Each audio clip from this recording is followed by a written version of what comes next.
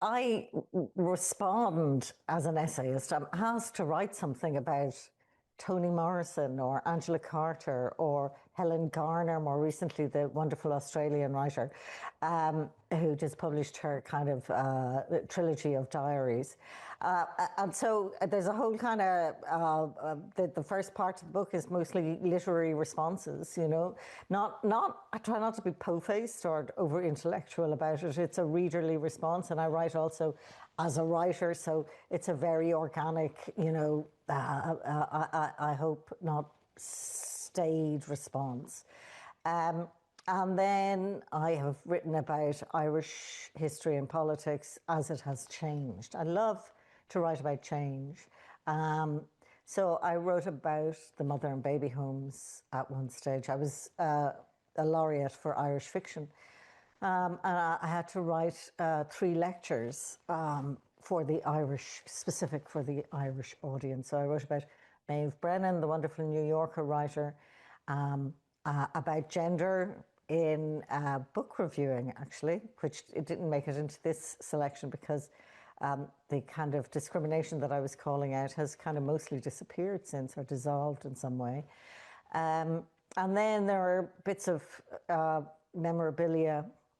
I have most recently turned to memoir.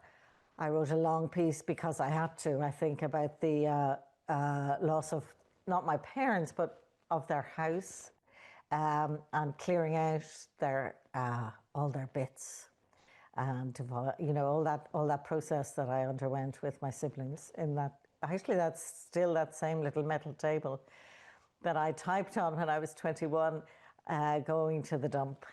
I didn't write about that, but I think about it because unusually for a writer, I have stayed in the same place for many, many decades. And the house where I grew up is, only recently gone. In order to write about, there was a wonderful woman called Catherine Corliss in Ireland, who was a local historian who wanted to point out that nobody knew what this plot of land in Tuam was all about. It was a playground in a local housing estate. She thought it had been attached to the mother and baby home. And she went over the years, nobody was interested, she went over the years, the most amazing person, to procure and buy the birth certificates and death certificates that she could find from Galway County Council, and discovered that there were nearly 800 missing names. And she suggested that they were being buried in this site, which was near to the home, and their graves were unmarked. Perhaps, I mean, honestly, but perhaps, foolishly, given the sensationalism of the press, she said that they had been put into a sewage tank, or maybe she didn't use the word sewage. Anyway, there was a huge hoo-ha. She was under a lot of pressure publicly from the press. I went to talk to her, and I sat in her kitchen, and I saw all the lists she had made. While I was sitting there for like maybe 2 hours, 2 calls came in from people who were searching for relatives who had either been born in a home and sent abroad. These are, Americans, mostly a little older than me, so they'll be in their 70s. Desperately interested in return, and mourning the mothers that they did not know. So it was just an amazing experience. And I thought that Catherine Corliss was, from any figure I could think of from fiction, was most like Antigone, who was calling for the honourable burial of her brother, who had been left outside the city walls. So these children's bodies had been left outside the walls, and Catherine was calling for the country to honour their remains. And, there's been commissions of inquiry, and genetic testing is now started, and it has been a small victory in the face of a large and difficult history, put it that way. There had been various referendums about abortion in the 1980s when I was, in my teens and 20s, and the country rejected the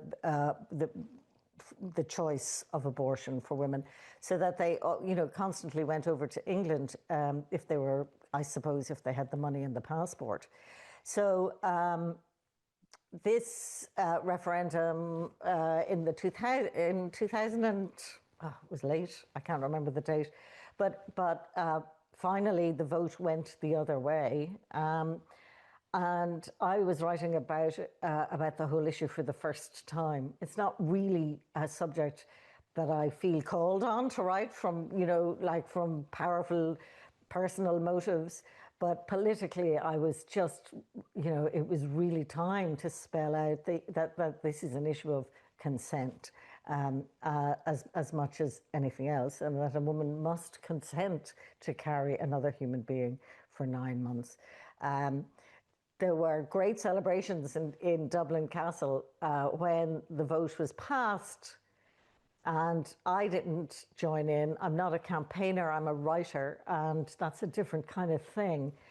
And I just thought that too much difficulty had been foisted on the women of Ireland in ways that they couldn't articulate how to fight back. And I also thought, that this example of Ireland voting for choice was going to be part of a liberalizing wave that would go across the globe. It was Poland and El Salvador, pregnant women being locked up the world over, even before I, started reading about Kentucky or Tennessee.